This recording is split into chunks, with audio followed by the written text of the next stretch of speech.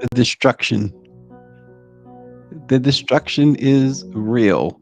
Florida residents return to their familiar ritual of assessing hurricane damage today, the day after Milton smashed through many coastal communities and spawned a barrage of tornadoes that killed at least 5 people less than 2 weeks after the misery wrought by Helene. The storm knocked out power to more than 3 million customers, flooded barrier islands, tore the roof off a baseball stadium, and toppled a construction crane. But many people also expressed relief that Hurricane Milton wasn't worse than what it turned out to be. The system spared Tampa a direct hit with all of the doom and gloom, and understandably so, that was being projected for Tampa and the surrounding regions. They were pretty much spared the very worst, and the lethal storm surge that scientists feared, well, it never materialized in the way that they thought. The system tracked to the south in the final hours and made landfall late yesterday as a Category 3 storm in Siesta Key, about 70 miles south of Tampa. Damage was widespread, and water levels might continue to rise for days, according to some experts. Um, but many say it was not the worst case scenario. Indeed, the havoc that was wrecked across the state of Florida included those tornadoes. It whipped up about 3 tornadoes. Again, more than 3 million people without power, 11 million people at risk of flooding, and the worst part, a dozen deaths have been confirmed by the state of Florida as we speak. And earlier today, anyway, Milton was moving into the Atlantic Ocean, and it is a little bit of a relief, but certainly 12 dead is just one life is always one life too many. At least 2 people in St. Petersburg lost their life during the storm. 3 people in Valawisa County lost their life, according to the sheriff there. One person in Citrus County died after a tree fell on a car, and that's according to the Florida Highway Patrol. The warnings were there, the dangers were known. There was, again, on the heels of Hurricane Helene, there was this, and so those warnings was certainly the warning bell certainly sounded, and certainly we know that the Federal Emergency Management Agency is doing all that they can, given the resources being reportedly limited. Um, we expect at any moment now to be joined by Eric Hooks, the deputy administrator at FEMA, who is actually joining us now. Eric Hooks, the deputy administrator at FEMA. Mr. Hooks, thanks for joining us. Thank you for having me. Well, we appreciate you here at Let It Be Known News. The damage, the impact, in the wake of these 2 devastating hurricanes in such a short span, Mr. Hooks. Um, what more could have been done to reinforce the infrastructure down, particularly in Florida, where Hurricane Milton uh, hit the area right after Hurricane Helene? Well, we want to always prepare communities for the intensity and the ongoing threat of natural hazards. We do that through preparedness messaging, focused directly to communities. We always want them to listen to trusted voices in the community, their local leaders that may be providing information. If someone tells you to evacuate, please do so. None of the property that may be damaged is worth somebody's life.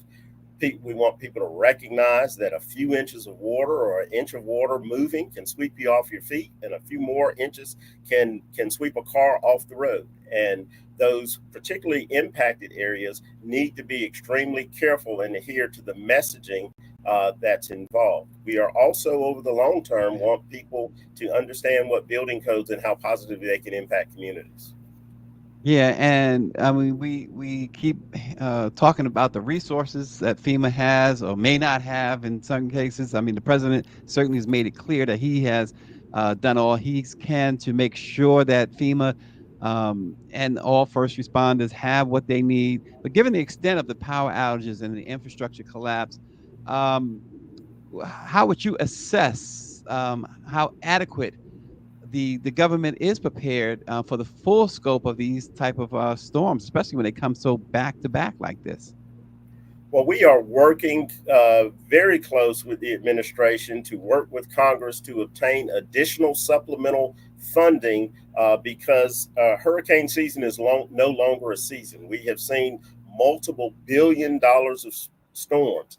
This particular storm, talking about Helene, is going to cost billions of dollars. We do have the money to effectively respond and recover to these last two particular events, but the president wants to ensure that we have the funding to carry us on to cover any events that come across that may impact communities across the country. And so we, every year, work with the Congress to get supplemental funding to ensure that we have enough funding to respond effectively to communities and to help those communities recover. Yeah, and we know Congress has thus far not answered the call to return to um, uh, pass any additional measures to help with this relief effort, and that's really unfortunate. But with over 3 million still without power, is there a timeline that we see in which power can be restored under these circumstances? Well, we're really early on in the assessments of what the true needs are, and you're absolutely right. 3 million people without power. That's actually double the amount that lost power in Helene, and so that is of a major concern to many communities and municipalities and counties in the area. The local power companies, they are also a part of the response. So we work with power companies to put an emphasis on power restoration. We also support hospitals and other public entities with power generation as well. And we're well postured to do that for those public agencies while the power companies work to restore power to the citizens that are impacted. Vice President Kamala Harris, of course, the Democratic nominee for president, recently was very firm about warning residents about, you warning people about price gouging and things of that nature. And then there's this disinformation that the president himself has been really angry about, and rightfully so. But some of that disinformation, apparently, a bulk of the disinformation is coming from folks who are lawmakers, Congress, and others. Marjorie Taylor Greene, just to name one. But how does that impact the job that FEMA does when you have such vitriol that most of it, if not all of it, is just not true? Well, I appreciate the question. I won't get into the political back and forth of anyone, but I can tell you that throughout my career as a public safety professional and a law enforcement officer, and now the deputy administrator of FEMA, the truth matters. And the truth is this, is that FEMA is in all of these communities that are responding effectively to these storms. You may not see everybody out there with a FEMA jacket, but we're underwriting the costs for the search and rescue teams to bring in to reimburse the National Guard and also to get direct assistance to those communities that need them. And that there is no room for anyone of any stature to be spreading false and misleading information out there, because it ultimately impacts the communities which we seek to serve, and it keeps some disaster survivors from coming forward seeking the assistance that they need to survive and to have an effective recovery. Eric Hooks, the deputy administrator at FEMA. What's the next step from here? We talked about the power being out. We talked about the deaths and the destruction that these storms have caused. Now we're getting to the other side. Hopefully, we are on the other side of it. It looks like we are now on the other side. I mean, we know Florida is still, in particular, is still having some rough weather there. But what happens now? Where do you go from here? Well, let me first address the current storm with Milton hitting the impacted area. Thankfully, the governor requested an emergency declaration. President Biden promptly signed that. That allowed us to move additional assets for life-saving, life-sustaining resources in there. So we are doing assessments to see whether or not there are people that need continued support, rescues, all of those kind of things, those activities that are carried out by our first responders and search and rescue teams, those are ongoing for Milton. Additionally, Milton has added to the complexity for the recovery for Helene. Now, if you were impacted by Helene prior to Milton, we are proactively working with the state and county and city locations to identify the needs there.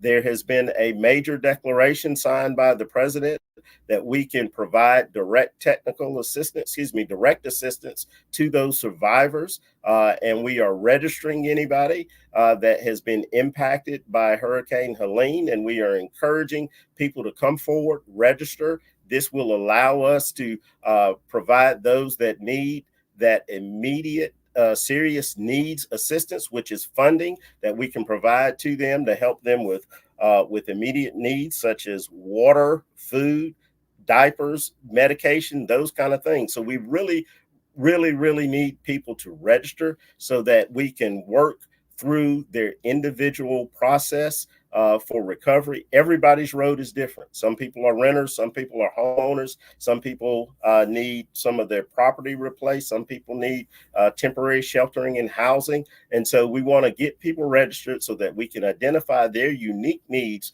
to help them recover.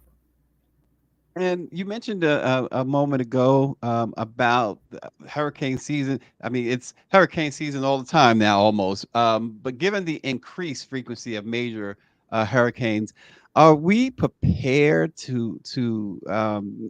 FEMA and the government? Are you guys prepared, Eric Hooks, to deal with the fact that, like you said, it's not just a season anymore?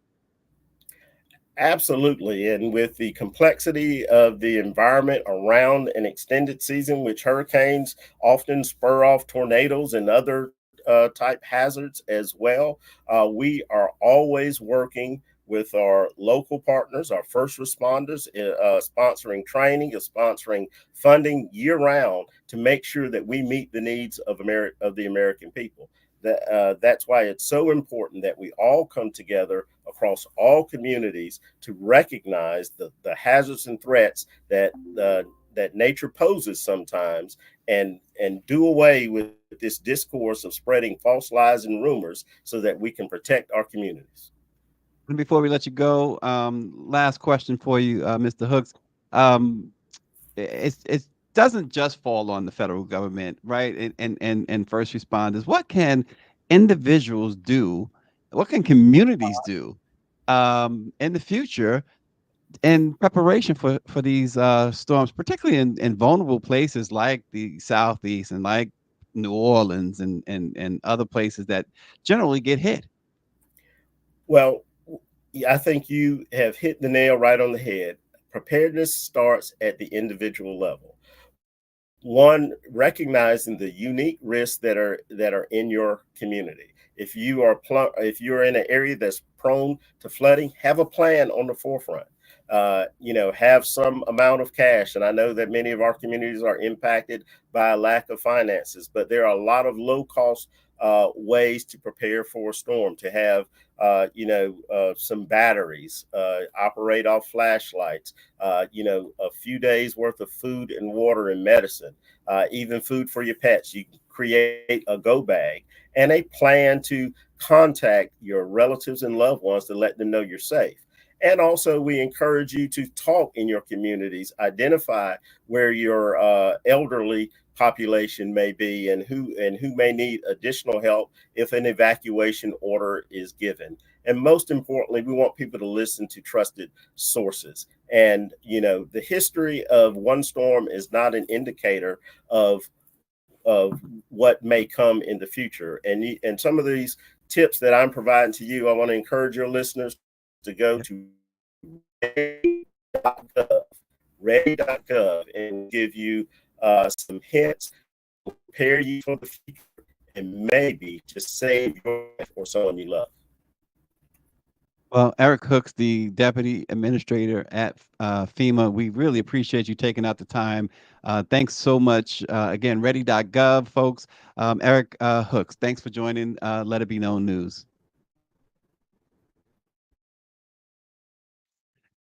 Wow.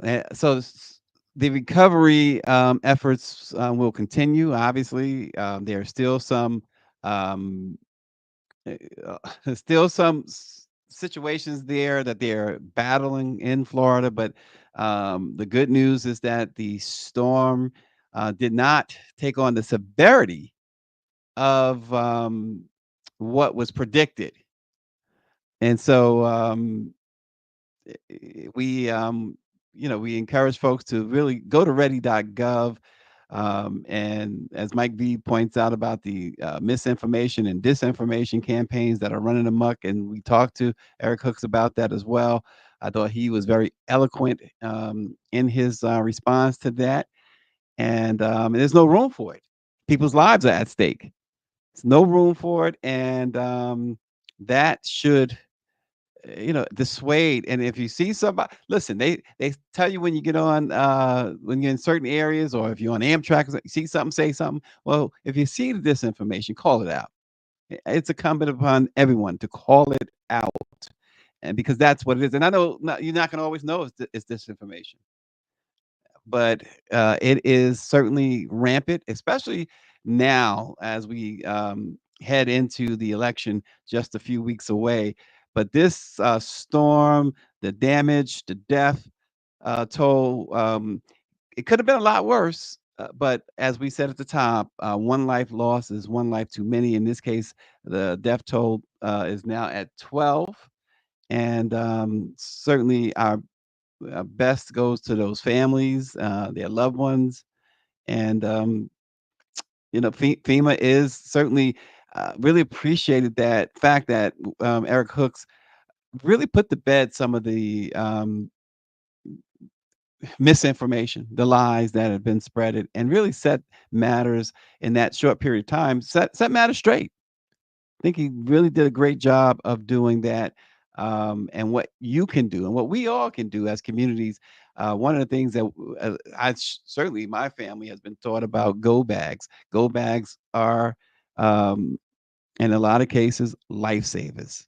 And yes, I agree 100%. We talked about this on Let It Be Known the other day. MAGA Mike Johnson is totally, totally absurd, Power 96, for not calling um, Congress back in session. It's just absolutely absurd that they are willing to sacrifice millions of people's lives because that's what's on the line.